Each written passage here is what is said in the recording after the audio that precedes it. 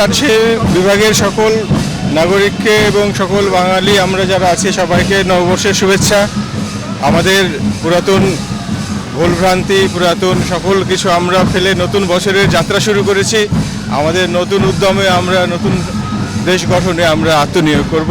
আমাদের রাজশাহীতে 2 দিন ব্যাপী সাংস্কৃতিক উৎসব আমরা শুরু করেছি।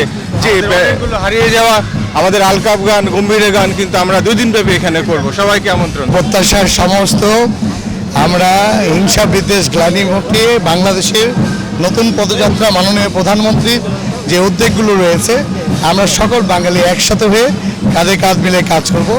আজকের এই র্যালির মধ্যে দিয়ে আমরা বাংলাদেশের সকল নাগরিককে নতুন বছরের শুভেচ্ছা জানাই। যারা আমরা বাংলা ভাষাভাষী আছি সকলকে শুভেচ্ছা জানাই।